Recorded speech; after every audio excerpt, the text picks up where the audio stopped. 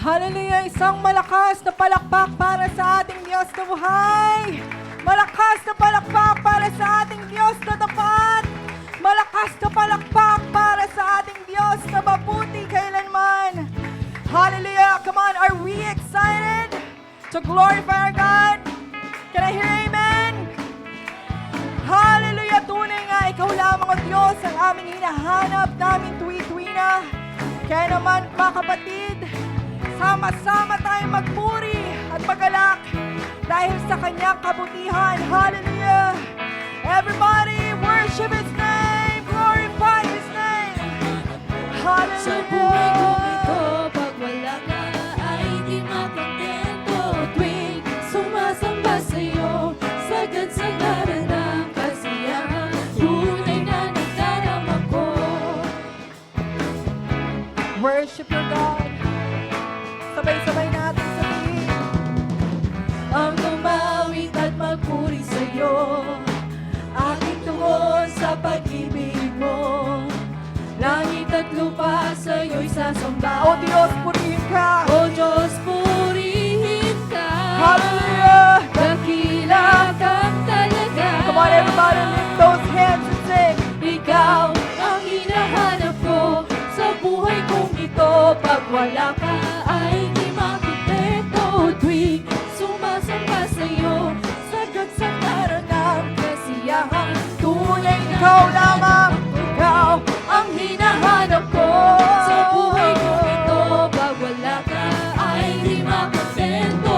Tuwing sumasamba sa'yo, sagad sa ngalan ng kasiyahan, tunay na nagdarama ko. Sabay-sabay natin sabihin.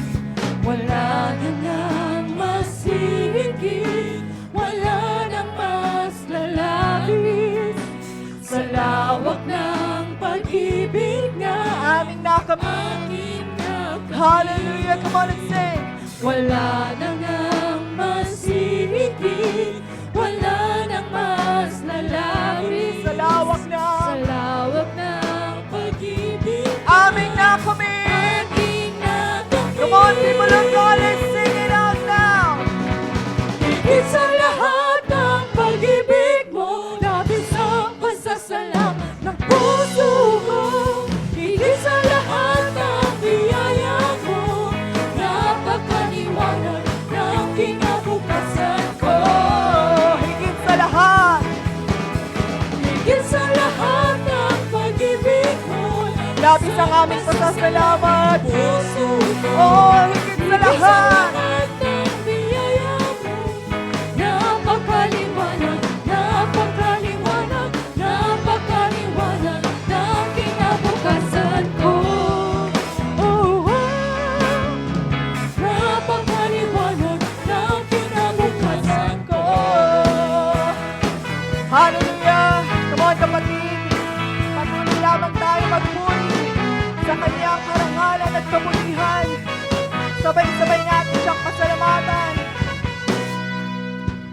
Kung aking mamasdan ang kalawakan, hindi ko maunawaan ang iyong dahilan kung bakit ako'y pinili mo tinalaga. Come on, let's wave our hands. Hindi ko kayang isipin, hindi ko kayang sukatin Ang pag-ibig mo ang pag-ibig mo, Jesus, na iyong binigay na sa amin. ibinigay sa akin. Everybody lift those hands. Salamat, salamat, oh Jesus, sa pag-ibig mo. Walang ibang nagmahal sa akin na katulad mo. Salamat, Panginoon. Salamat, salamat, oh Jesus, Oh, sa Jesus. pag-ibig mo. Kami magsasaya. Ako'y magsasaya sa piling mo. Hallelujah. Tunay nga, patuloy lamang tayo magalak at sabihin. Kung may pagsubok man o kagipitan, ako ay may lalapitan. Ikaw, Jesus, ang Aming sandigan. Hindi mo kami pababayaan. pababayaan. Everybody wave those hands. Di ko kayang isipin,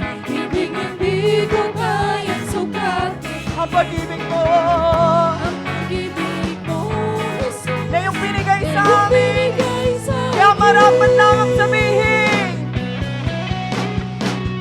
Salamat, salamat, O Jesus, sa pag-ibig mo. Patuloy na magsaya Walang ibang nagmahal sa akin ng katulad mo. Salamat, Panginoon. Salamat, salamat, O Jesus, sa pag-ibig mo. Hallelujah. Ako'y magsasaya sa piling mo. Buhay ko nang purihin Everybody, ka. come on, clap those hands. Sa'yo'y Worship His name. Glorify His name. That this is our very last day to worship our King. Come on. Buhay ko nang purihin ka. O buhay namin. Buhay ko na Sa'yo'y sumamba lamang. Wala nang ibang. naisip pa. Come on. Pasalamatan ka. Worship His name and sing. Buhay ko nang purihin ka. Buhay ko nang sa'yo'y sumamba. Wala nang ibang na naisip pa, kundi pasalamatan For the last ka. time. Buhay ko nang purihin ka. Buhay ko nang sa'yo'y Sa'yo'y sumamba. sumamba. Wala nang ibang na naisip pa, Everybody, every voice says, pasalamatan ka. come on and sing. Salamat, salamat, O Jesus, sa pag-ibig mo. Walang ibang nagmahal sa Come on. Because God is alive in this place and sing. Salamat, salamat, O Jesus, sa pag-ibig mo. Ako'y magsasaya. Ako'y magsasaya sa piling mo. Salamat, Panginoon. Salamat, salamat, O Jesus, sa pag-ibig mo. Walang iba Walang ibang nagmahal sa akin na katulad mo. Salamat, salamat, O Jesus, sa pag-ibig mo. Patuloy lamang tayo magsaya. Ako'y magsasaya. Ako'y magsasaya. Patuloy lamang magsaya. Ako'y magsasaya sa piling mo.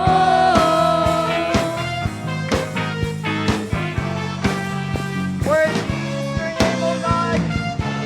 Tunay nga, langit ang aming nadarama. Langit ang aking nadarama. Come on, shout His name. Sa tuwing kapiling ka, ang puso ko'y sumisigla. Kapag sa'yo, Kapag sa'yo'y sumasamba. hallelujah. Yes, Lord. Patuloy lamang tayo magpuni at magpasalamat sa kanyang karangalan at kabutihan. Everybody, people of God.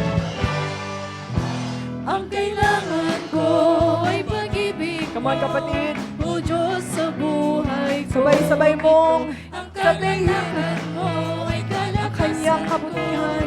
Ikaw ang nais ko. Everybody, Ikaw lamang ang pupurihin. taas mo yan, kapatid. Pangalan mo Ihayag mo. dadakilain. Wala Patuloy na kasing magpasalamat kailangan.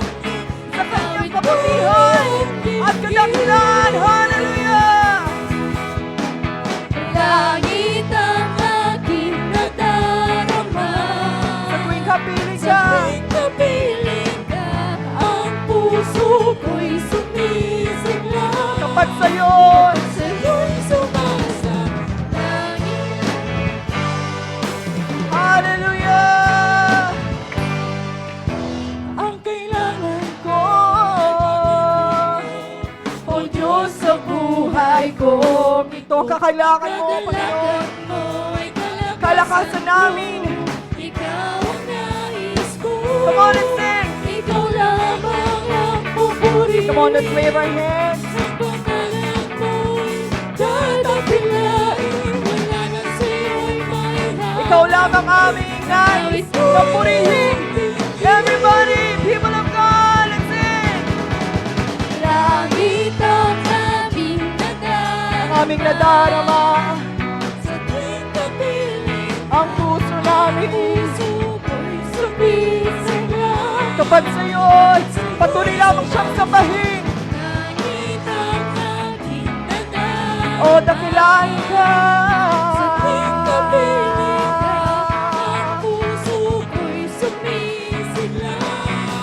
Tapat sa'yo'y sumasamba. Oh, tayo'y magpuri at parangalan ng ating Diyos na buhay. Hallelujah! Everybody, people of God, let's sing.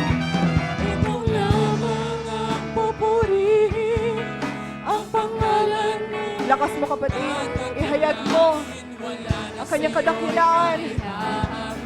Yes, Lord. Ikaw lamang. ang pupurihin, Ang pangalan mo ay ang pangalan mo'y dadakilain. Wala na sa iyong mahihain. patuloy lamang siyang sambahin.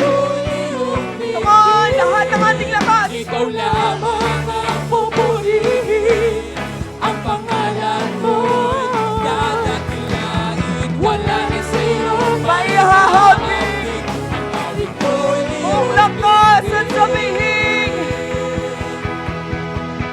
langit ang aking nadarama. Sa tuwing kapiling Ka. puso ko'y sumisigla. Hallelujah. Proclaim His name, sing. Langit ang aking nadarama. O purihin ka, O Diyos. Tuwing kapiling Hallelujah. ang puso ko'y sumisigla.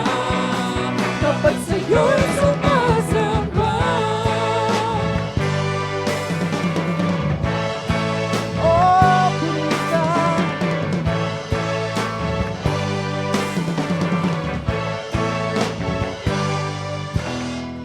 Dakilain ka, O Diyos. Dakilain ka, O Diyos, ng lahat ng iyong nilalang. Madakila, mga itakas sa pangalan mo. Purihin ka. Isang malakas na palakpak. Malakas na palakpak para sa ating Diyos na hindi tayo iniwan, hindi tayo pinabayaan noon, ngayon, magpakailanman. Dakilain ka. Patuloy lamang tayong tumulog sa kanyang presensya. Hallelujah. Sa kanyang kagandahan, sa kanyang kabutihan. Kaya tayo nandito, kapatid. Sa buong pusong nagbibigay ng papuri para sa Kanya. Tunay nga, hindi ito isang aksidente, hindi ito isang araw lamang na binigay ng Diyos, kundi ito ang araw na tayo magpupuri ng buong puso para sa Kanya.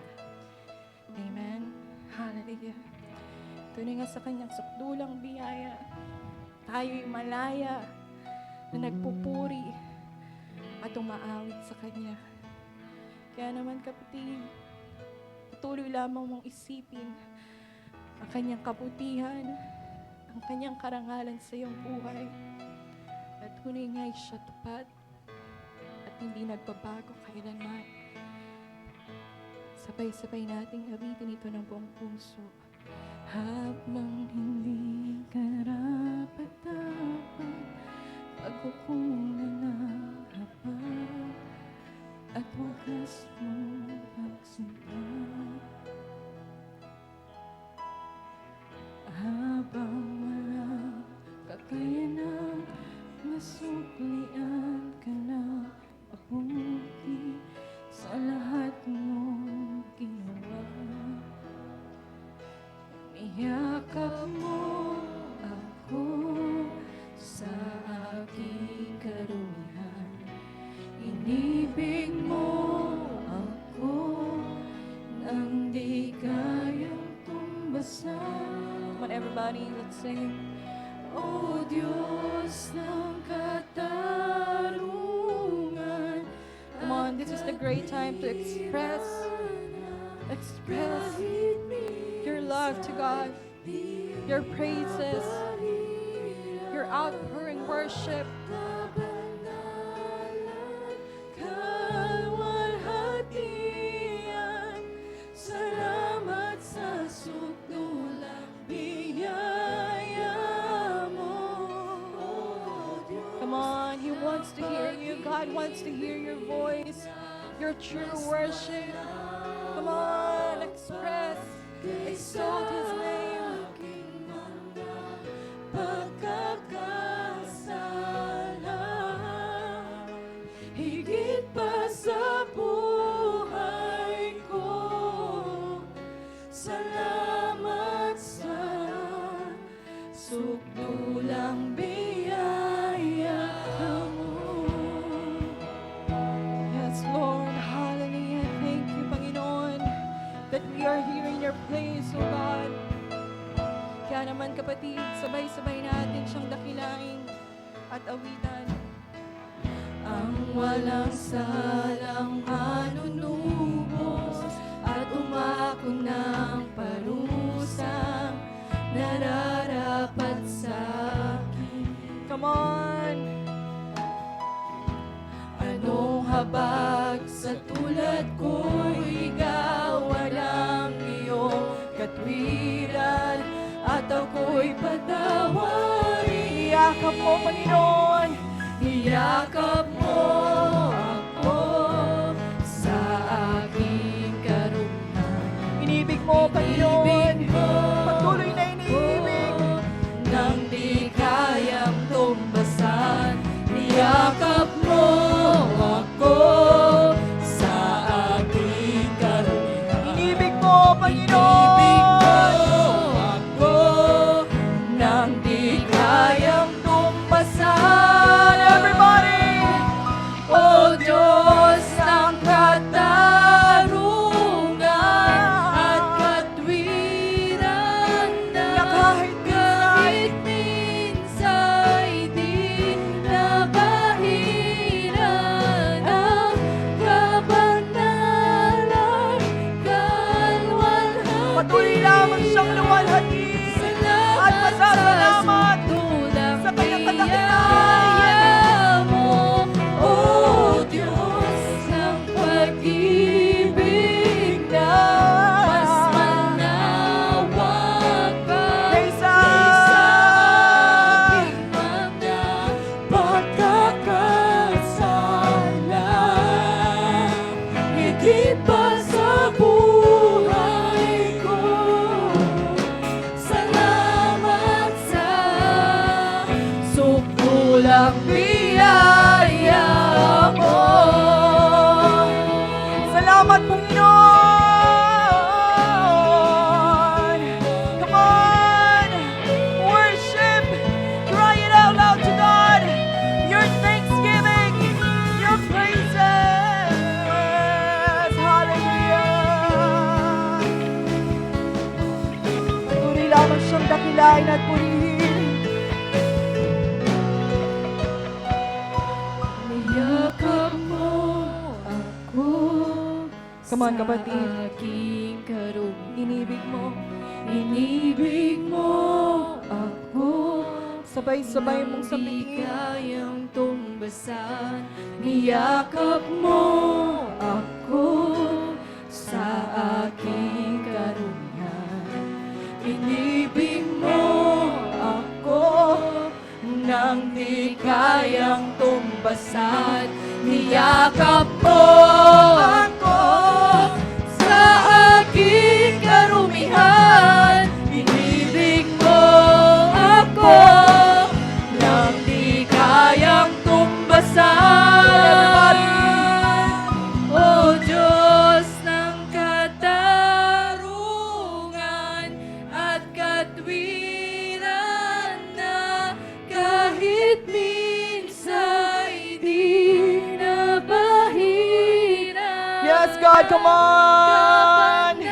This is the great time to worship, to proclaim and declare that He is good in your life. Yes, God! O Diyos ng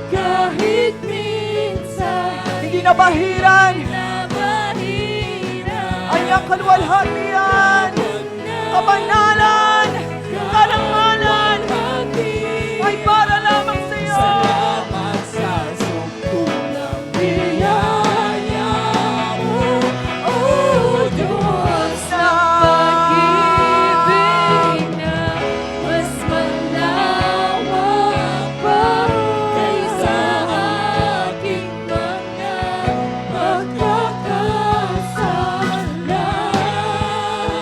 Higit pa sa buhay ko, salamat sa sukdulang biyaya mo.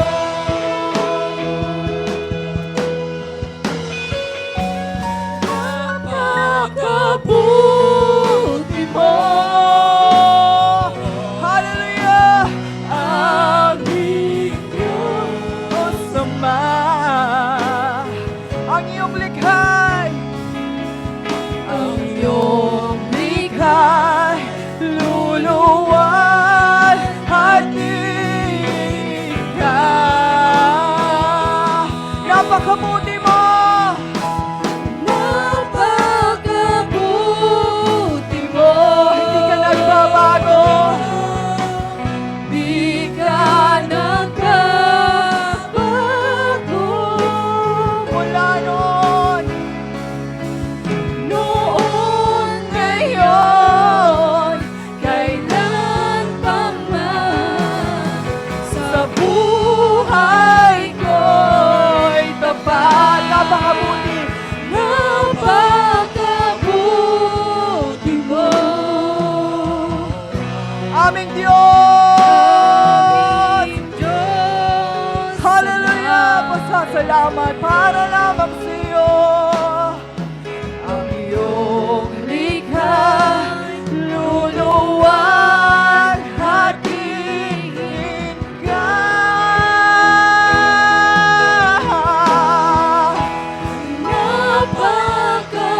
Napakabuti mo. O hindi ka nagbabago. Hallelujah! Di ka nagbabago. Mula noon, Noon, ngayon, kailan pa man. Noon, ngayon.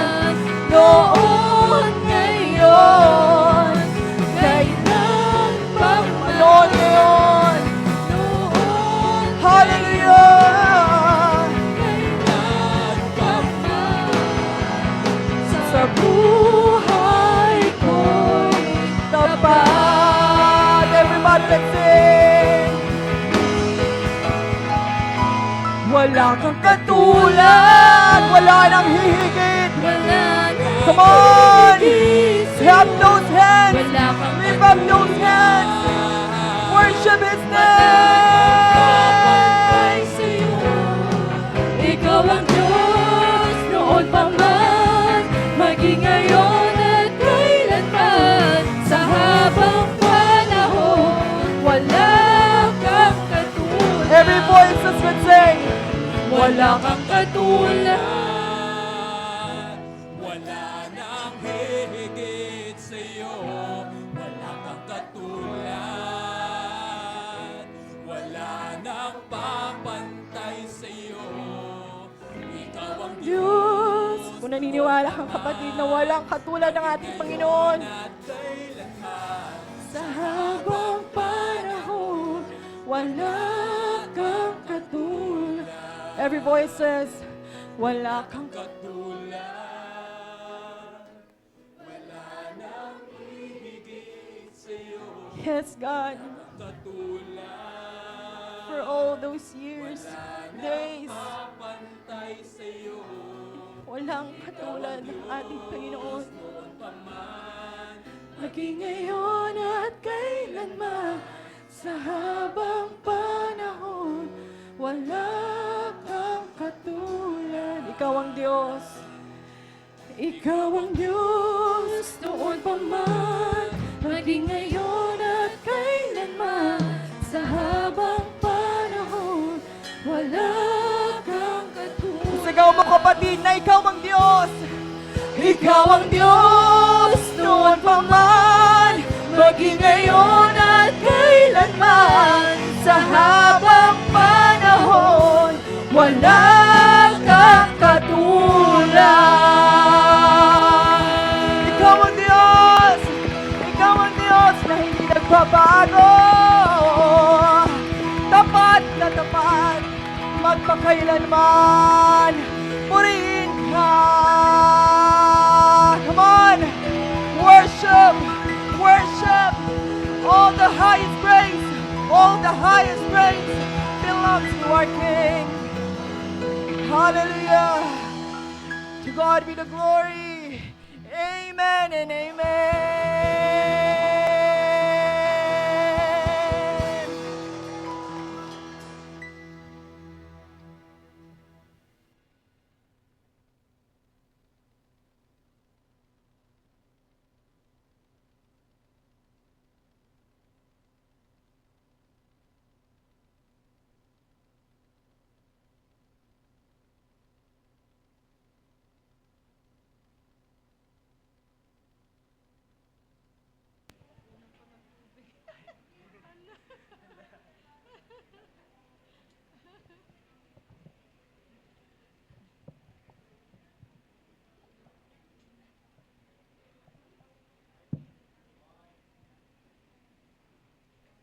Wow, a blessed Sunday to everyone.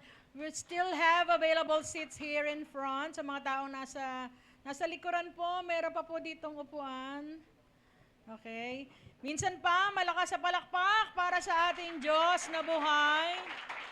Masaya po kami, nakasama namin kayo ngayon. And we're also greeting our extended family and our online viewers. Maraming salamat po for joining us today. Amen. Sa lahat po na nandito ngayon, batiin mo naman ang katabi mo, sabihin mo magandang araw sa iyo. Pinagpala ako, ikaw ang katabi ko. Lahat ba ay masaya? Amen. Lahat ba ay excited? Amen. Pumalakpak na malakas sa Panginoon. Amen. Welcome to COG Angono, and we are now on the third leg or third part of our series entitled ay, hindi, parang ayaw lumago. Everybody, go! Yes, sabay-sabay tayong lalago at hindi lalabo. Amen po ba? Okay, ngayong umaga po, ito pong pag-uusapan natin, blessing in the crushing. Ano ba ang napapaloob na mensahe sa titulo na yan? Pero bago po tayo magpatuloy, let us pray. Let us bow our heads. Okay, shall we pray? Panginoon, maraming salamat for allowing us to be in this place, in your house, Panginoon. Dahil alam po namin na meron kang magandang plano, layunin, at magandang gagawin sa buhay ng bawat isa. Salamat, Lord, na meron kaming lakas ngayon. Salamat po, Panginoon. Malaya kaming makapagpupuri sa iyo. At hayaan mo, O Lord, sa mga sandaling ito, patuloy mo pong paglinawin ang aming puso at isip. Payapain din ito, Panginoon, upang maunawaan namin ng lubos ang mensahe sa araw na ito. Kung ito man, O Lord, ay masakit na salita, Lord, nawa, tanggapin namin ito dahil alam po namin, Ikaw ang Diyos, ang aming Ama, at iniisip mo lamang ang makakabuti sa amin. Kung ito man, Panginoon, ay pagpapalang salita, patuloy kami magpasalamat dahil mahal na mahal mo kami. Sa iyo po namin pinagkakatiwala ang lahat ng ito. Sa pangalan ni Jesus, okay, sige. Kung kayo po ay nandito last week, we studied about growing in pains. So lahat po tayo nandito, mayaman ka man o hindi, bata ka man o mahirap, we are not exempted pagdating po sa mga pains, rejections, trials. Sa lahat po ng sakit dito habang tayo nasa mundo, ito po ay parte ng ating proseso. Amen. If you desire, nag-desire ka pa lang na lumago, nakaabang na ang kaaway para ikaw ay pigilan, para ikaw ay hindi magpatuloy sa iyong takbuhin bilang Kristiyano. Pero salamat, nandito tayo ngayon. Ibig sabihin nun, nakahanda tayo anuman ang proseso na ating pagdadaanan. Amen? Okay, sige, palakpakan natin ang Panginoon. So, ang sabi noon, pain is inevitable. When you say inevitable, ibig sabihin noon, di maiiwasan. Because pain, it's part of our life. Parte po yan ng ating buhay. Baka sinasabi nyo, siguro kung mayaman lang ako, wala na akong sakit. No, maniwala kayo. Lahat ng tao dadaan. Somewhere, somewhat, somehow, dadaan tayo sa matitinding pagsubok na magdudulot sa atin ng sakit o hirap. Now, I'm talking about pain, not only physical pain, I'm talking also about spiritual pain, na minsan mas masakit pagdating sa spiritual. Kasi dito nakikita kung totoo ang ating pananampalataya, totoo ang ating pagtitiwala sa ating Panginoon. Na kahit dumaan ka sa matitinding pagsubok sa buhay mo, kakapit at kakapit ka pa rin sa Panginoon dahil alam natin, ang Diyos lang ang makakatulong sa atin. Amen. Hallelujah. Okay? So last week, we studied, at sinare ko po sa inyo, may mga labanan, may mga pagsubok po tayo sa buhay na minsan hindi mo naman kailangan ipanalo, but you need to endure. And you need to respond maturely about it. Okay, katulad ni Apostol Pablo, si Apostol Pablo, meron siyang tinik, sabi thorns in the flesh, 3 beses siya lumuhog sa Panginoon, pero hindi siya tinugon ng ating Panginoon, na natili yung sakit na iyon. Pero sa bandang huli, na malaman niya, ang dahilan pala ng Panginoon, ang purpose ng pain na iyon, para i-reveal, para makita, Pablo, hindi ka magtatagumpay dahil matalino ka, dahil galing ka sa lahi ng Benhamita, dahil ikaw ay pure-blooded Hudyo, hindi dun manggagaling ang katagumpayan mo. Magtatagumpay ka dahil sa lakas at kapangyarihan ko. Amen? So inaalis pala tayo ni Lord sa confidence sa ating sarili at para yung ating full confidence, yung ating full trust ay maibigay natin sa Panginoon. So sabi dito, we need to face, to respond to pain maturely and correctly. Tamang pagtugon sa sakit na ating nararamdaman, not in our own ways, but in God's ways. Bakit kailangan nating sagutin o kailangan natin harapin ang mga sakit na ito sa pamamaraan ng Diyos? Kasi ang pain hardens the heart. Sino po naniniwala dito? Ang mga sakit na yan, minsan, iyan nagpapatigas ng puso ng isang tao. Nakakita na ba kayo ng tao? Ang ganda-ganda ng sikat ng araw, ang ganda-ganda ng panahon, ang ganda-ganda ng araw, pero ang mukha niya nakasimangot. Tingnan mo katabi mo.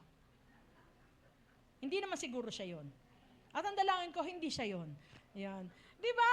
Yung kahit anong pag-share mo sa kanya ng nagsishare ka ng maraming bersikulo sa Biblia, sinishare mo yung magandang testimony mo sa ginawa ng Panginoon sa iyo, and yet, ang sagot niya sa iyo ay ano? Kung talagang mabuti ang Diyos, pat ang buhay ko, ganito pa rin. O, di ba? Naka-encounter na po ba kayo ng ganyan mga tao? Na kahit ano sabihin mo, ipakita mo, ibigay mo, wala pa rin dating sa kanya. Kasi nga, yung sa sakit na kanya naranasan, tumigas na yung kanyang puso. At para sa kanya, parang wala nang pag-asa. Hanggang dito na lang siya. So, iyan pong isang dulot ng mga sakit pag hindi natin naharap ng tama ito. Excuse me. Pangalawa, pain seeks to retaliate. Pag sinabi retaliate, pag isang tao nasasaktan, ang gusto niya lagi, maghigante. Nakakita na kayo ng tao na talagang, alam mo yun, yung parang pag inisahan mo ako, naku, hindi ko palalampasin yan. Yan. Tayo mga tao ganyan di ba? Kung alam mong, basta ako nasa tama ako, naku, sabi sa'yo, lahat ng sikreto mo, sasabihin ko rin. Alam mo yun, sa mga lalaki, pag nagbabasketball, pag nabalya, mamaya, pag dunk mo, babalyahin din kita. Di ba? Ito yung mga tao na buhay sa kanila ang mga linyahan na ito. Babangon ako, dudurugin kita. Ayan. Buhay na buhay ang linya na bukas, luluhod ang mga tala. Ayan. Isa pa, puno na ang salop, kailangan ng kalusin. Yan. Ang mga Pilipino pa naman, mahilig sa mga pelikula na parang sa una, ape. Tapos pagdating sa babangon. Tapos maghihigante. Hindi niyo ba napapansin, yung mga teleserye ng mga Pilipino, puro ganun, ape. Tapos na-discover, di ba? May tutulong sa kanya, tapos tutulungan siya, maghihigante siya, papalitan yung pangalan niya. Hindi na ako si Procopia, ako na ngayon, si Amor. O, ganon. Pala siya rin yun. Di ba? Hindi ba napansin? Parang niloloko lang tayo Okay. Pangatlo, anong dinudulot ng sakit? Pain makes you bitter. Alam mo yun, nakakita na kayo ng tao, kapag may nakitang sweet na sweet yung dalawa na couple, biglang sasabihin na Ngayon lang yan, maghihiwalay din yan. Alam mo yun? Parang may ganun ba? Di ba? Pag na-promote, kasi na-promote, sip-sip kasi. Alam mo yun, yung hindi siya masaya sa tagumpay ng iba, hindi siya masaya kung pinagpapala yung iba, kasi nga punong-puno na ng bitterness ang puso niya. At minsan dahil sa bitterness na yan, naiiba rin ang pakitungo mo sa ibang tao. Pag nasaktan, may mga babae, pag nasaktan, ang niloko na isang lalaki, tingin na sa lahat ng lalaki, manluloko. Tama po ba? Merong isa, maging dito sa church, ganun din. Pag isa, may naka sa kanya. Meron din na, meron karoon ng conflict. Ngayon, lahat ng tingin na sa church, ganun na, mga hipokrito kayo, di ba? Lahat dinamay na. So pag ikaw ang puso mo ay puno ng bitterness, alam mo yun, pati pananaw mo, pati pakikitungo mo sa tao, lahat yan nababago niyan. Kaya nga, kailangan mag-ingat tayo pag tayo dumadaan sa mga sakit sa ating mga puso. Amen po ba? Kaya nga, we need to grow kasi yan ang mga negative effects ng pain, lalo na pag ikaw ay tumigil kasi pain can limit you, pain can stuck you. Pwedeng iyan na maging station mo na lang yan eh. Hindi ka nakikilos, hindi ka nagagalaw. Kasi nga, sobra ka na nasaktan. Pero minsan, akala mo ang may mali, ibang tao. Pero yung pala, ang mali na dahil puro bitterness na ang puso mo. Okay? Pero sa mga tao na nagdi-desire na mag-grow at dumaan sa proseso, sa growing and matured people, pain can push you to become di ba? Sa mga lalaki na mahilig mag-gym dito, di ba? Bakit ka pupunta ng gym? Magbabayad ka ng membership. Di ba? Gigising ka na maaga. Tapos magbubuhat ka ng pagkabigat-bigat. Ba't mo pinagtitiisan lahat 'yon? Kasi para lumabas yung mga pandesal mo. May monay, may pandikoko.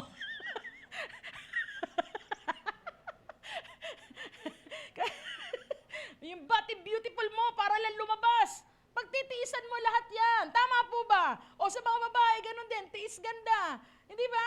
Papatanggal niya, papatatuan niya. Pati dito, patatuan. Tapos ganun. Di ba? Tiis ganda. Di ba? Magpapariban ka. Naku, ang sakit-sakit. Mapapasok, pati anit mo. Tapos maglalabas ka, di mo gagalawin yung buhok mo, gaganon-ganon. Alam niyo po ba, nung una ako nagparibad, natulog ako, nakahiga, nakatayo, nakaupo lang ako ganon. Sabi ni Pastor, matulog ka. Ayoko, baka makagusot. Tiis ganda. Kasi nga, gusto mo maging lumabas yung maganda sa'yo. Di ba? So, sa mga matured na tao, titiisin mo ang lahat kasi gusto mo lumabas yung better version ng ikaw. Amen? So, tandaan natin, and sometimes God will use pain as a medium to come out your better version. Okay. So, tandaan po natin to ha. Kaya pala, sinabi ni Santiago sa James 1:2, ulitin ko po sa inyo ha, consider it pure, my brothers and sisters, whenever you face trials of many kinds. So, ibig sabihin, sino po yung unang bumasa nito ay natawa ka rin. Sasabihin mo, pambihira itong si Apostol Santiago, no? May pagsubok ka na, tatawa ka pa. Pero wag niyo po itong babanggitin pag may, pag may burol. Baka paalisin ka nung mga namatayan. Consider it pure, my brothers. Uy, hindi pa pwede yun dyan, okay? Pag sinabi doon, even trials, nalugi ang negosyo mo, magulo ang pamilya mo, different kind of trials. And mind you, mga kapatid, ang problema pa naman, sana, di ba? Tayo minsan, nag-iisip sana ang problema dumadating by appointment no? Huwag muna ngayon, sa kinsenas ka na dumating. Kaya lang hindi mo pwede sabihin ang problema ng ganun Pag dumating ang problema, sunod-sunod, barka-barkada pa. Kaya minsan parang wala kang pahinga. Kaya minsan ang tendency mo, Lord, tama na, sobrang sakit na.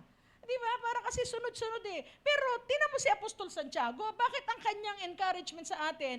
Consider it pure joy, my brothers and sisters, whenever you face trials of many kinds. Because you know, dahil alam mo, may pakinabang pag ikaw ay magtitiis. Ano yun? Di ba sabi din, that the testing, lahat ng mga pagsubok na yan, may papakinabang ka. Ano papakinabang mo? Matututo kang magtiis. At sa pagtitiis mo yan, doon mo mararanasan yung maturity, yung completeness, at yung you will lack in nothing. Ibig sabihin, hindi ka na pagkukulangin. Kaya tinan mo mga kapatid, sa mga tao na talagang ramdam nila na kompleto ako, kahit anong mangyari, hindi yan naapektuhan naman sinasabi ng tao sa paligid niya. Tama po ba? Kaya yung iba naapektuhan, di ba? Sasabihin natin, ito, kung ano. Di ba, minsan, kaya nga nauso yung salitang KSPE, kulang sa pansin. Kasi hindi ka pa complete, hindi mo pa naranasan yan.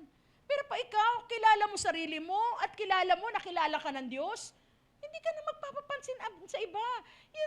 You don't need the approval ng ibang tao. Kahit ano sabihin nila sa iyo, ang mahalaga, tama ang ginagawa mo, lalo na sa harapan ng ating Panginoon.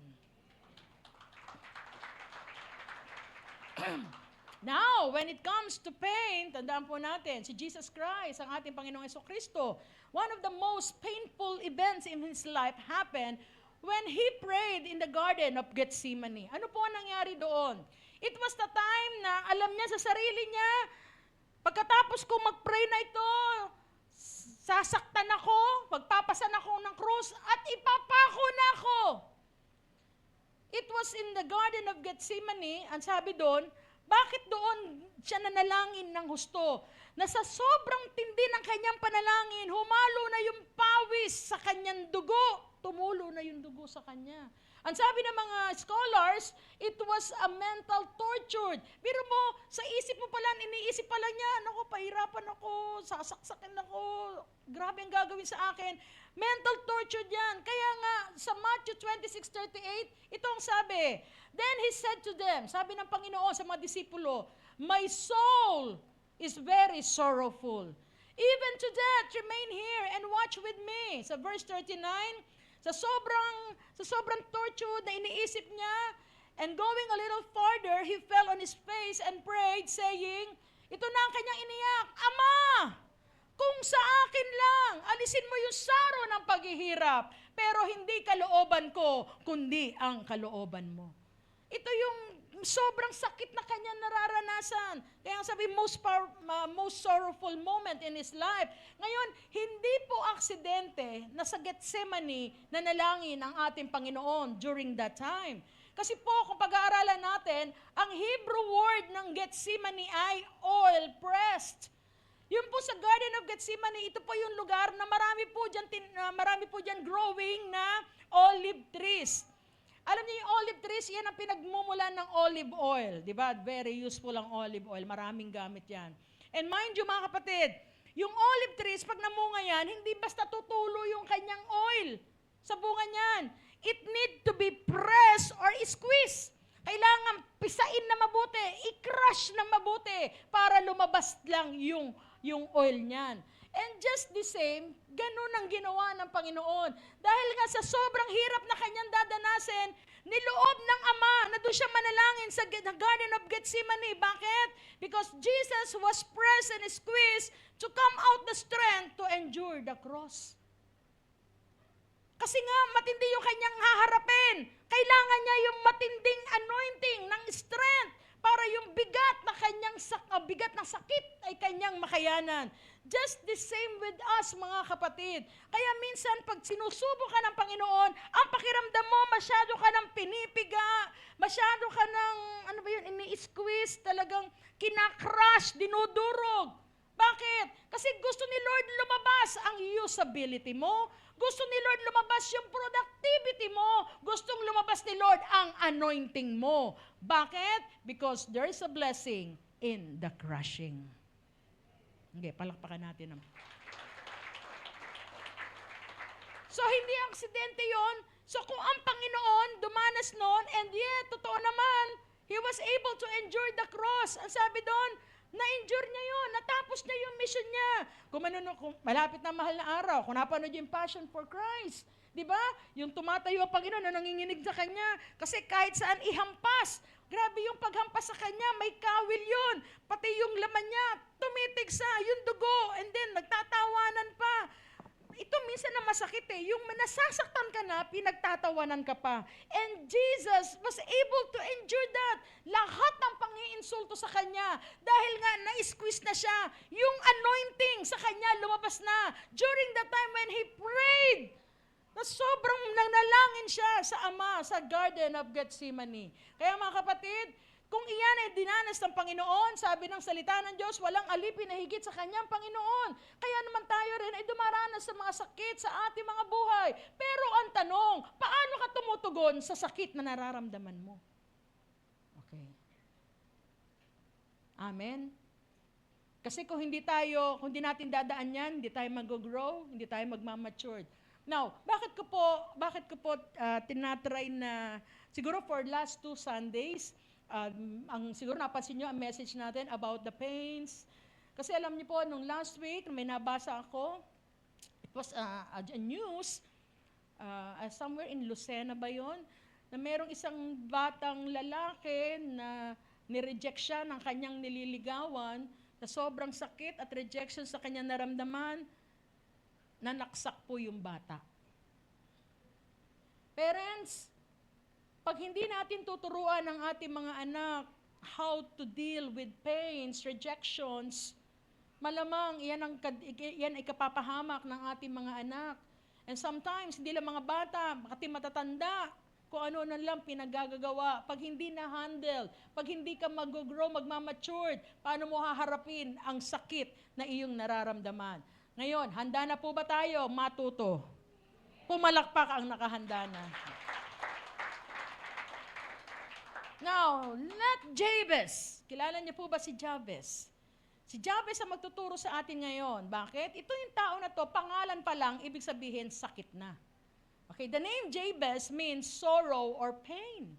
Okay, at hayaan natin siya magturo. Saan po natin matatagpuan? Sabi ng mga Bible, according to Bible scholars, si Jabez po ay ipinanganak during the time na kina-conquer ng mga Israelita ang Promised Land. So kung titingnan natin sa Bible, it was the time during Joshua and then Judges. Ito yung timeline ni Jabez. Ngayon, sa 1 Chronicles po, matatagpuan ang kanyang pangalan, particularly in chapter 4. Sino na po nakabasa sa 1 Chronicle? Saan ang 1 Chronicle? Old or new? Ay, very good. Okay, so Old Testament yan. Ngayon, kung babasahin po ninyo ang chapter 4, beginning verse 1, makikita po din nyo, puro pangalan. Ezra, bigat. Diba? Ito ay ama, ito ang anak niya, ganyan. Diba? Parang Matthew. Kaya yung iba, pag magbabukas kayo ng Bible, magbabasa kayo ng Bible, yung iba, pag sinimulan sa Mateo, ang nakalagay doon, Abraham, bigat, Isaac, bigat. Kaya yung iba, tumitigil na magbasa. Kasi bakit? Ang bigat eh. Bigat. So, di ba? So, dito sa 1 Chronicles, ganyan. Until such time, puro pangalan, verse 1 to 8. Pero pagdating sa verse 9, teka lang, huminto ang author. And then, he told something about Jabez. Ang sabi niya sa verse 9, Jabez was more honorable than his brothers. His mother had named him Jabez, saying, I gave birth to him in pain. Sabi nila, bakit daw pain ang pinangalan kay Jabez? So it was the time siguro na sobrang hirap ang kalalagayan ng sitwasyon ng kanyang ina o kaya nahirapan sa panganganak ang kanyang nanay. That why, siguro nung makita yung mukha ni Jabez yung pinanganak, ikaw bata ka, nagre-remind sa lahat ng sakit na aking naranasan. Kaya ang pangalan mo, sakit. Can you imagine? Nung lumaki si Jabez, habang siya naglalaro, siguro binubuli siya. Ayan na naman yung mananakit. Tumabi kayo dyan, mananakit yan. Siguro, binubuli siya ng ganon. Sabi niya, sakit, tawag ka. Diba? Siguro binubuli siya dahil sa kanyang pangalan. And then in verse 10, Jabez cried out to God of Israel, Oh, that you will bless me and enlarge my territory. Let your hand be with me and keep me from harm so that I will be free from pain. And God granted his request.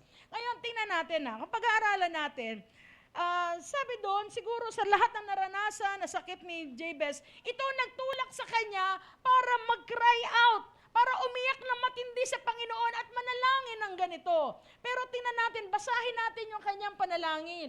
Kung sa una mo ba titignan, para yung panalangin niya pasyadong makasarili eh. Tama po ba?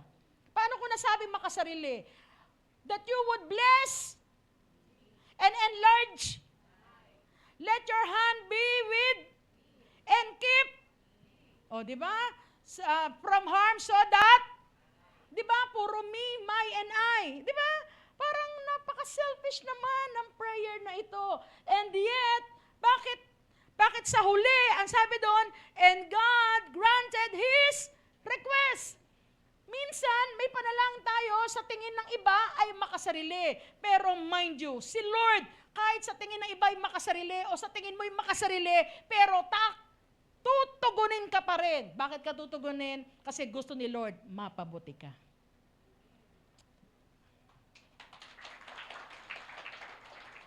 Ano response ni Jabez sa kanyang sakit na nararamdaman? Cry out your pains to God because He knows what to do. So itong sinasabi sa atin ni Jabez, kung may nararamdaman ka at nararanasan ka ngayon na sakit, kapatid, huwag mong takbuhan, huwag mong talikuran, lumapit ka, tumakbo ka sa Diyos dahil si Lord ang nakakaalam kung paano ka pagagalingin. Amen? Amen. Sige. So gagawin po natin, iisa-isahin po natin ang panalangin ni Jabez. Kasi sabi ko nga sa inyo, mukhang sa tingin kasi natin masyadong selfish itong prayer na ito eh. Pero nung pinag-aralan, nung binasa ko po mabuti, teka lang, malalim ang nilalaman ng panalangin na ito. Okay. Parti-partihin natin. Ang una niya sinabi, he cried out to God and said, "Oh, that you would bless me." Ngayon, teka lang huwag niyo pong isipin na ang bless na ito o blessing na kinukuha niya ay material blessing lamang or financial blessing.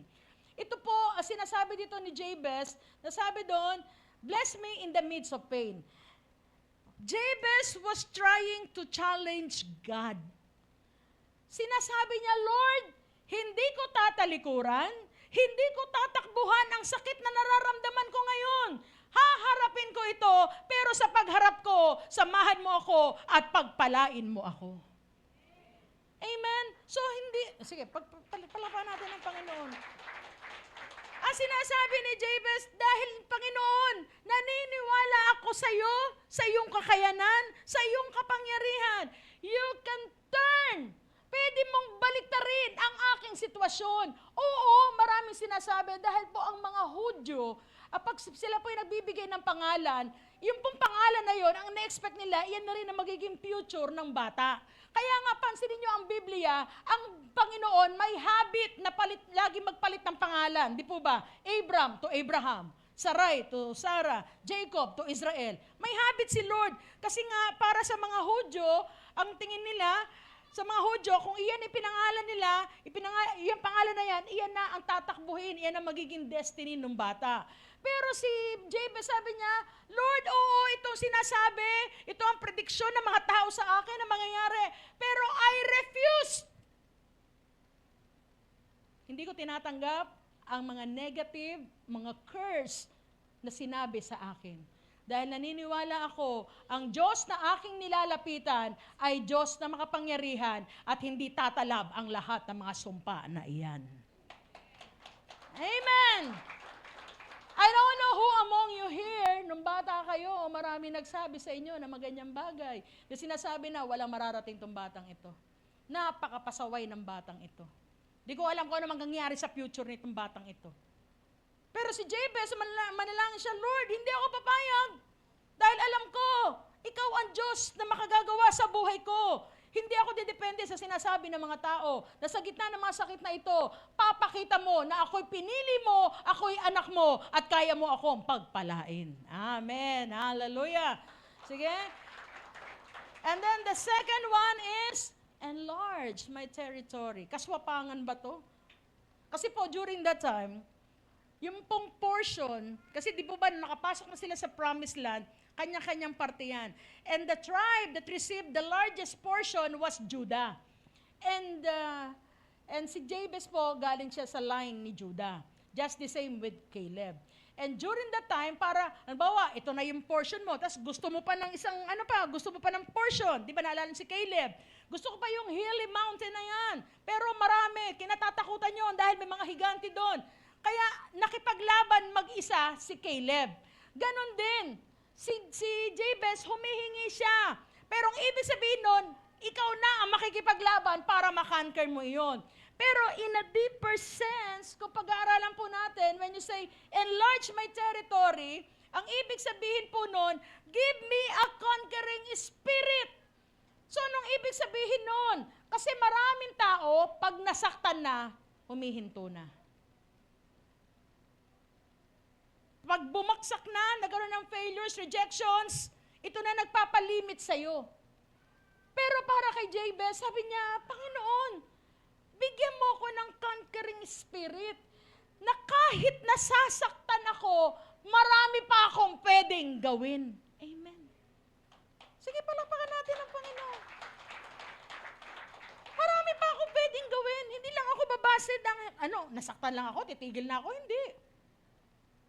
Kaya pala, yung lahi ni Huda, ang dami nilang na-conquer na lands. Kasi nga naman, iyon yung conquering spirit nila. Kaya ikaw din, kapatid, ganun din. When you cried out to the Lord, isusustain ni Lord ang lakas mo na para maisip mo na, oo, nasaktan ako ngayon, pero hindi dito magtatapos ang istorya ko. Kasi for the growing Christians, for the growing children of God, sa mga lumalagong Kristiyano at nagmamature ng mga Kristiyano, pain is not the end of your story, but it is the beginning of your power. Diba? Na kahit nasaktan ka na, pero still, lalaban ka pa rin, tatayo ka pa rin, oo, nasaktan ka, pero hindi iyan na magpapatigil sa'yo at magpapaawat sa'yo. The more na nasaktan ka, the more na natuto ka, lalabas ka doon, wiser, stronger, and a better person. Kaya mas marami ka pang magagawa para sa ating Panginoon. Amen. Hallelujah. So, sabi ni Lord, don't settle, but be ready to battle. Sabi mo sa katabi mo, humanda ka sa mas maraming labanan. Natakot na agad, ayaw na. Bakit may labanan? Kasi kapatid, kung ayaw mo ng labanan, hindi ka pwedeng tawagin victorious. Amen. Ang mga tinatawag lang na victorious, yung lumaban at nanalo. Pero yung lumaban, nasaktan ka, tumigil ka, hindi ka victorious. O tama, o sige, tama yun, talunan. At hindi ako papayag na tayo maging talunan. Dahil lahat tayo, meron tayong Diyos na laging panalo. Hanggat nandito tayo sa mundo, maniwala kayo, you will encounter battles, struggles, trials, hindi po mawawala yan. And there's no exemption pagdating po sa mga bagay na yan. Amen po ba? Okay? So, pangapat, let your hand be. During that time, sa Old Testament, when you say God's hand, it symbolizes God's power. So, ang sabi ni Jabez, Lord, yung kamay mo, samahan ako. Bakit? Kasi Lord, empower me to reach my destiny. Lord, bigyan mo ako ng lakas, ng kapangyarihan mo para ma-reach ko yung destiny ko. Na sinasabi ng maraming tao, prediction sa akin, lagi lang akong mananakit, puro sakit na mararanasan ko sa buhay ko. Ang paniniwala ni Jabez, Lord, hindi ang sinasabi ng mga tao ang magsasabi kung saan ako makakarating sa buhay ko. Lord, ang kamay mo, nakadepende sa kamay mo kung gaano kalayo ang mararating ko. Let God's hand hold you, kapatid. Pahawak ka kay Lord, ha? Kaya minsan, di tayo nagtatagampay kasi hinahawakan ka ni Lord. Ako na, kaya ko to. Ako lang. Kasi si Lord, kaya kang dalhin. Anak, huwag ka dyan. May bangin dyan. Anak, dito. Si Lord, yung kamay ni Lord, iiwas ka. O anak, talon. O tatalonin ka. Di ba mga nanay? Pag natututo palang humakbay yung anak natin, igagayin mo yan. Nakaamtabay ka. Pag gumagano na yung paglakad niya, nakaganon ka kaagad. Ganon si Lord sa atin. Pagpabaksa ka pa lang, yung kamay ni Lord nakaabang na sa'yo. Kaya lang, sobrang tigas na ulo mo, ang yabang natin. Lord, kaya ko to. Diba? Kaya ko to, Lord. Kaya ko to. Pabuwal ka na eh. Pag hindi si Lord ang humawak at kumapit sa atin, lahat tayo mawiwindang.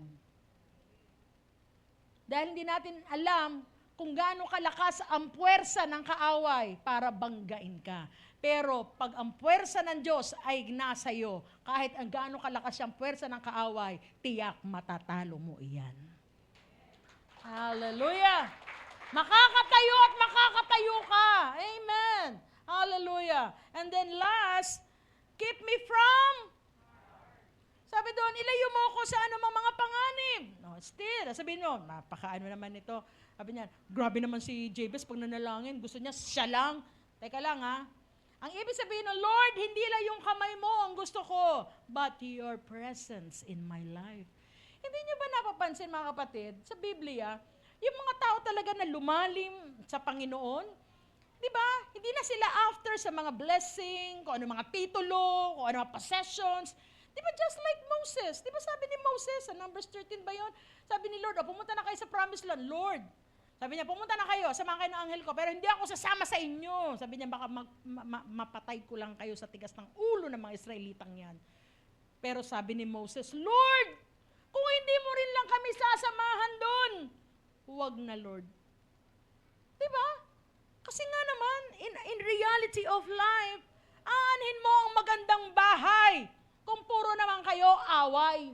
Alam niyo po ba, ang bahay ay nagiging maganda hindi dahil sa mga muebles, sa mga furnitures, o sa pagkakayari niyan. Gumaganda ang bahay dahil doon ang mga nakatira may pagkakaisa at nagmamahalan.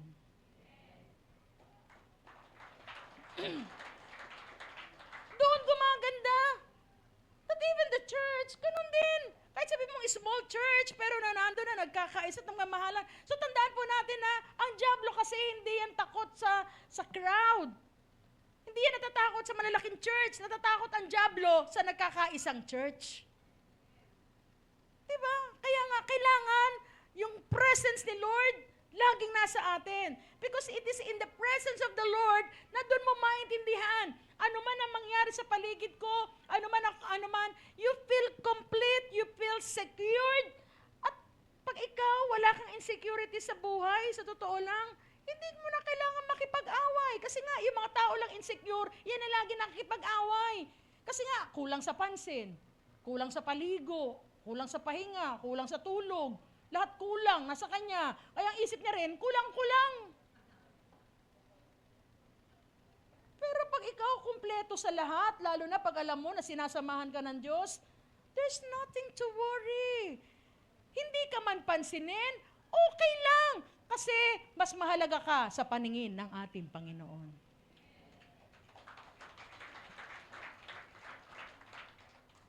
So sinasabi doon ni Jabez, Lord, enclose your presence. Ibig sabihin nun, surround me with your presence. Bakit? Kasi if you're surrounded by God's presence, the enemy, the devil, cannot come near you. Hindi ka pwedeng galawin ng diablo pag nasa presensya ka ng Panginoon. Kasi ang diablo, pangalan pala ng Panginoon, nanginginig na sila. At alam ng Panginoon, alam ng diablo, kung ikaw ay ng Panginoon, sinasamahan ka. Naalala niyo doon sa Acts ba yun? Di ba? Merong sinapian, tapos merong mga nagpanggap. Lumayas ka, sabi niya, sino kayo? Sabi niya, si Pablo, kilala ko. Kayo, sino? O, di ba? Nakaka-recognize din yung mga devil pag ikaw ay puspos talaga at sinasamahan ng Diyos. At ikaw ay hindi ka talaga sinasamahan ng Diyos. So tandaan po natin to. Sa mga tao na malalim ang pagkakilala sa Diyos at malalim ang pananampalataya sa Diyos, there's nothing to prove. Amen? At para sa iyo, ang pinakamahalaga, kasama mo ang ating Panginoon. Now, okay. Si Jabez po ito, pero alam niyo po ba, may isa din pangyayari, before nangyari yan kay Jabez, merong pangyayari dito sa Genesis, na kung saan makita natin yung pains din, okay? Ito po sa Genesis 35:16. Leaving Bethel, Jacob and his clan move on toward Ephrath. But Rachel, kilala niyo po ba si Rachel? Si Rachel ay ang paboritong asawa ni Jacob, kasi nagkaroon po siya ng 4 na asawa. Nagmula po kay Jacob yung 12 tribes of Israel. Di ba? Jacob, naging Israel yan. Yung 12 anak niya, now, meron siya kay Leah, and then meron siya kay Rachel. Si Rachel, ang paborito niyang asawa, sa kanya nagmula si Joseph. Kilala niyo si Joseph. Ayan. At ito yung bunso niya. Okay? Ito yung time na pinanganak na yung bunso niya. Sabi doon, but Rachel went into labor. nung sila'y papunta na, nag-move na sila papuntang Efrat, biglang sumakit yung tiyan kasi buntis nun si Rachel. Huwag kayo tumingin sa tiyan ko, hindi ako buntis. Nakatingin kasi lahat kayo sa akin, hindi ako. Si Rachel yun, no? Ano kayo eh. sabi niya, sige na, malapit na, okay. Kaya lang, sabi niya, her labor pains were intense. Sobrang sakit, mga nanay na nanganak. You know, alam niyo kung ano pinagdadaanan dito ni Rachel. Diba? And then after a hard delivery, sobrang sakit, nanganak siya. The midwife finally exclaimed, "Don't be afraid, you have another son." Sabi niya, "Yan, sige na, malapit na, dalapas sa yung anak mo. Anak, lalaki." O, di ba? Rachel, sa verse 18, Rachel was about to die. But with her last breath, she named the baby Ben-Oni, which means son of my sorrow. Minsan, mga kapatid, totoo to, no? Pag ikaw ay nakakaramdam ng sakit, kung ano-ano lumalabas sa bibig natin. Tama po ba? Siguro sa sobrang sakit na narana sa panganganak ni Rachel, lumabas yung kanyang anak, Ben-Oni, ang sakit, ganun. Ibig sabihin ng sakit. Hindi ba? Totoo yun? Pag natapakan ng paa mo, di ba? Kung ano lumalabas sa bibig mo. Di ba? Pag natapakan ka, lalo pang may ingrown, natapakan, hindi ka kasama sa Jollibee!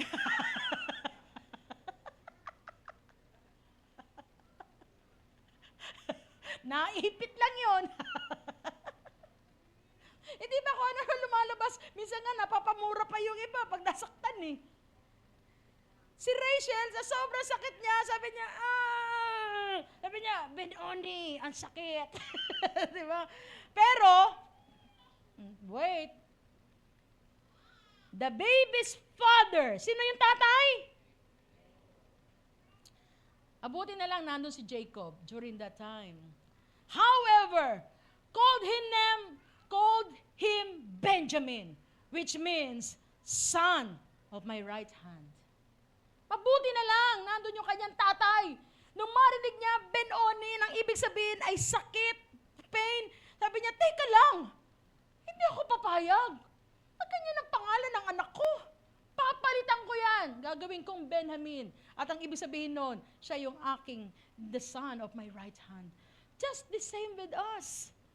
Siguro nung pinanganak ka, yung pangalan mo, pag narinig ng mga tao yung pangalan mo, ito yung taong pasaway. Ito yung taong walang mararating sa buhay. Ito yung tao na walang kwenta.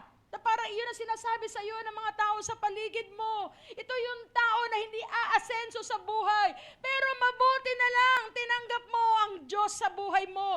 At ngayon, siya ay ama mo. Ngayon, si Lord bilang ama mo, hindi siya papayag na ganyan pa rin ang tawag sa iyo. Sabi ni Lord, hindi siya yung taong pasaway. Papalitan ko yan. Anointed yan. Powerful yan. Di ba? Sabi ng Panginoon, iba na ang pangalan niya. Hindi ako papayag na iyon ang magiging pangalan ng anak ko. Ngayon, he is now my beloved son. At dahil anak ko siya, sisiguraduhin ko na ang pangalan niya, na siya, sinasabi ng iba, walang mararating, papakita ko sa kanya, kahit may krisis doon, papapalain ko pa rin siya.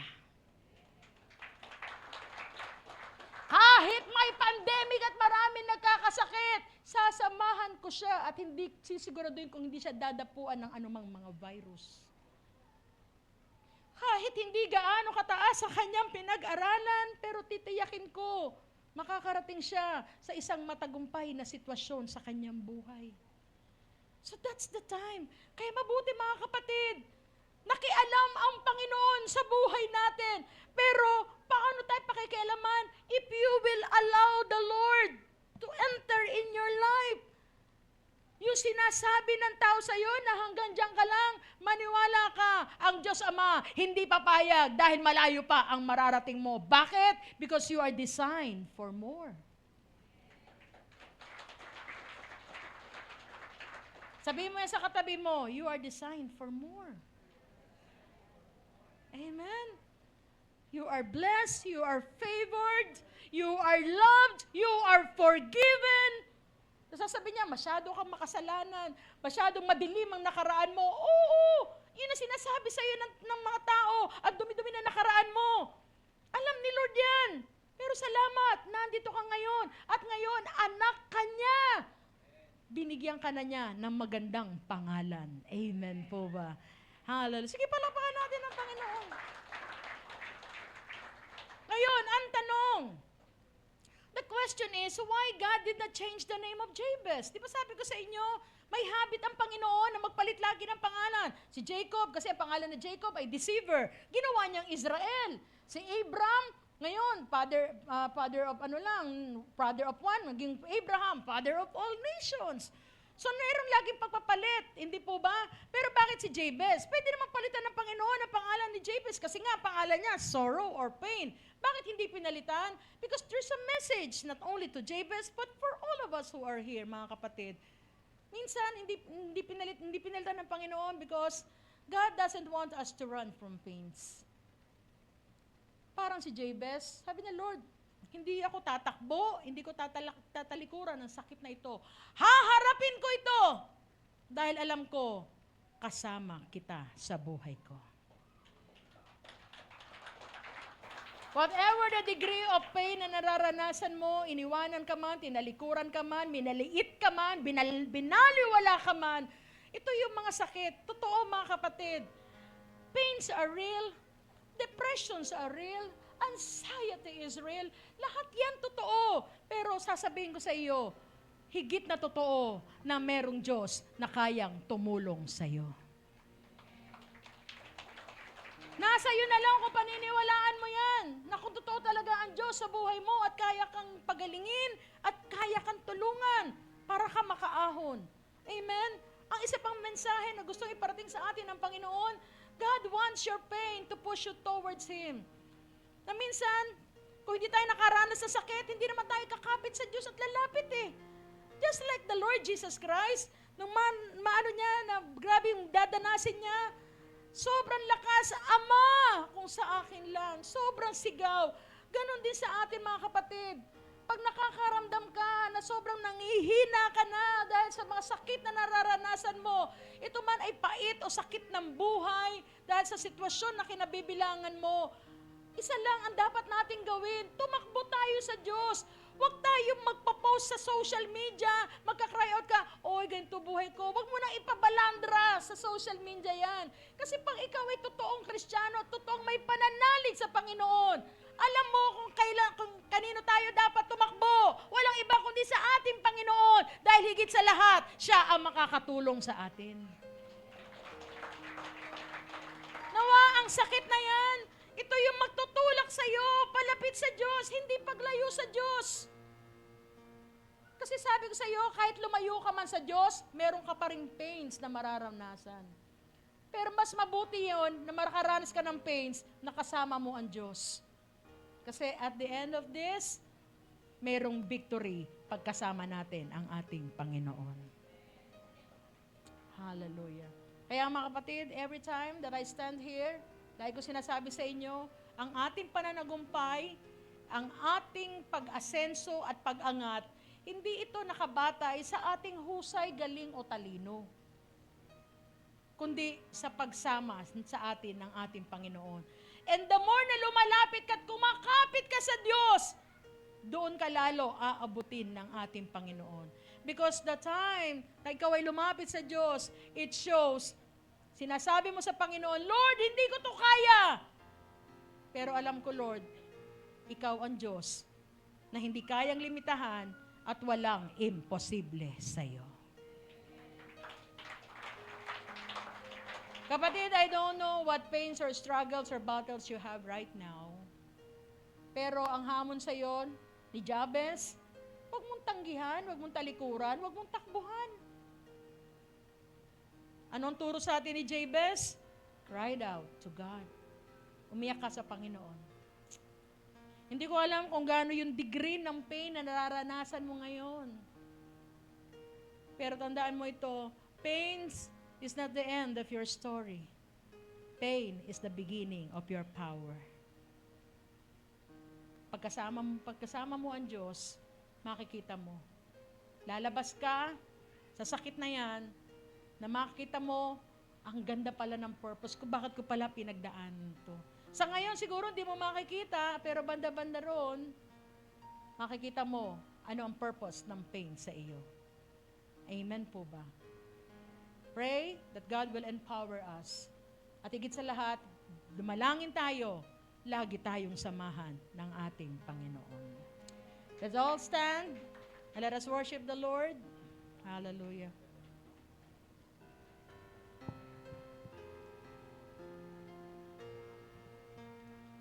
I don't know what's the degree of pain that you have right now, but one thing for sure, salamat na nandito ka ngayon. Pwede mong iyak sa Panginoon yan. Just like Jabez cried out to God. Come on. Hallelujah. My soul, I confide in you through all my darkest moments. In you I find my peace, my comfort when I'm weak. I trust in you to storm and raging sea. Faithful, you're my God. You're the glory and the lifter of my head. Your light, it fills my days. It leads me in your ways. Forever I surrender all to you. Sa lahat ng gustong pagalingin ni Lord, come on, raise your hands. Sa pag-amin natin na Lord, di ko to kaya. Hallelujah. My Jesus, you're the only one for nothing will ever take my precious Savior, my precious Savior. Who can stand between my Lord and me? Lord, believe, Lord, I live to honor you, and I long to bring, my life an offering. Take me higher, draw me deeper. I give all to be with you.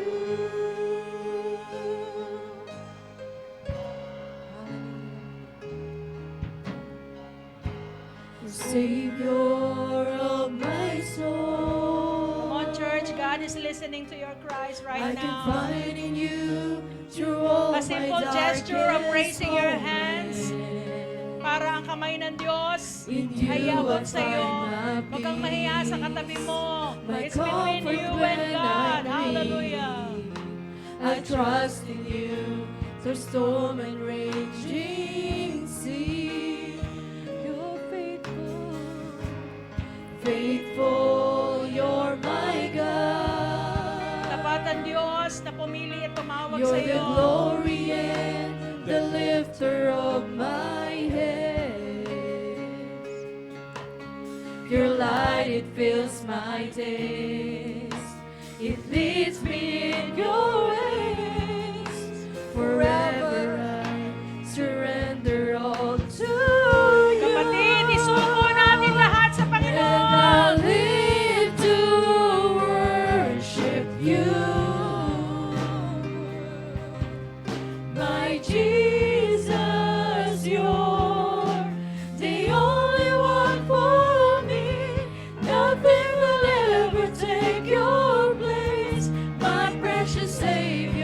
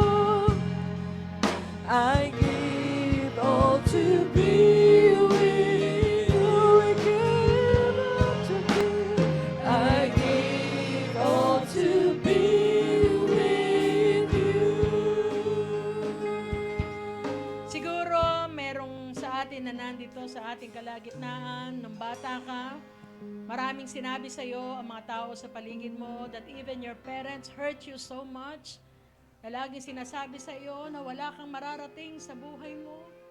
Hanggang dyan ka na lamang. Pero kapatid, tandaan mo, hanggat sinusuko mo ang buhay mo sa Panginoon, at hanggat ikaw ay dumadaan na naging tapat ka sa proseso ng ating Panginoon sa iyo, si Lord mismo ang hindi papayag na hanggang dyan ka na lang. Ngayon, na tinanggap mo ang Panginoon sa buhay mo at kinilala mo siya na iyong Ama na nasa langit, God will intervene in your life. Hindi habang buhay makakaranas ka ng sakit. Hindi habang buhay makakaranas ka ng paghihirap. Hindi habang buhay iinsultuhin ka ng maraming tao. Hindi habang buhay mamaliitin ka ng maraming tao. Tapat ang Diyos na pumili at tumawag sa iyo. You are His beloved Son. Na kahit sa merong sinasabi ng taon, mahirap ang buhay ngayon, magulo ang mundo ngayon, isa-separate ka ni Lord doon. Ipapakita niya sa lahat ng tao na nasa paligid mo, iba ang anak ko. Pinili ko siya, tinawag ko siya. Sa gitna ng kahirapan, pagpapalain ko pa rin ang anak ko. Sa gitna ng kasakitan, pagagalingin ko ang anak ko. Ipapakita ko, iaangat ko ang buhay niya. Dahil sa pag-angat niya, doon makikita at makikilala ang kadakilaan ko sa buhay niya. Na totoo, ang Diyos na tinanggap mo, kapatid, buhay siya. Ang kailangan mo lang ay sumurrender sa Kanya at lagi mong naasain ang pagsama niya sa iyo. Dahil ang pag-asenso natin, ang paglago natin, ang pag-angat natin, ay hindi nakasalalaya sa mga tao na nasa paligid sa atin. Kundi nasa kamay ng Diyos, nakadepende ang layo ng mararating mo sa buhay. Let God hold you. Are you willing? Pwede mo bang itaas ang kamay mo at sabi mo, Lord, hawakan mo ako. Kung matutumba na ako, Lord, itayo mo ako. Kung madadapa ako, Lord, ibangon mo ako. Kung babagsak ako, Lord, iangat mo ako, Panginoon. Ikaw mismo, magdesisyon ka, kapatid. Huwag kang papipigil sa lahat ng mga pain sa buhay mo. Dahil hindi natin maiiwasan ito. Pero kung alam mo na may Diyos na sumasama sa iyo, tatayo at tatayo ka. Hindi para sa sarili mo, kundi para sa pamilya mo, sa lahi mo, at higit sa lahat, para ilaban mo rin si Lord sa buhay mo na hindi siya pagtatawanan ng demonyo. Nasasabihin niya, tingnan mo, pinagkaksayahan mo ng buhay yan, pero tingnan mo, isang salita lang, buwal agad, tigil na agad. Kapatid, nilaban tayo ni Lord sa krus. Ilaban mo rin naman si Lord sa buhay mo. Ilaban mo si Lord sa buhay mo.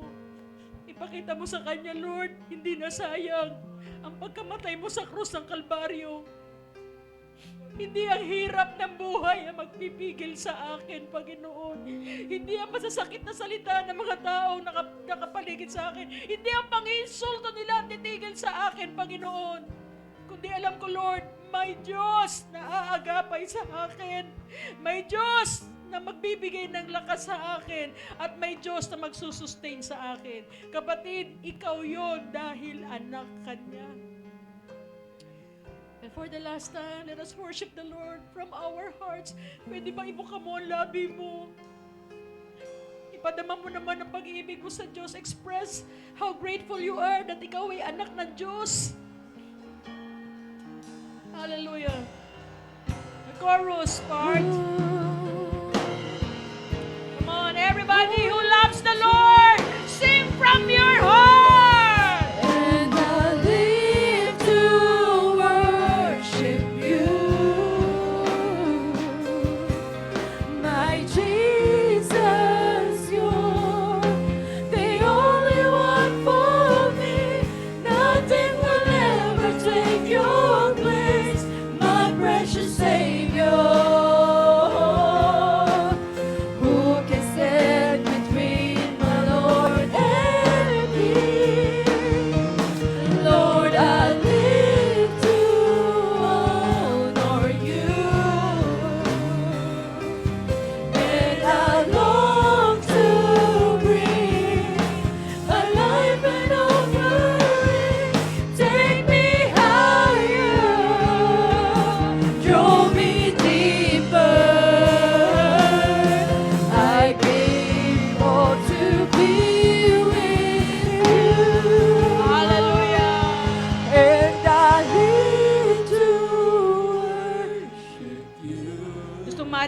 Lord, ang tinig mo. My Jesus, you're The only one for me, nothing will ever take your place, my precious Savior.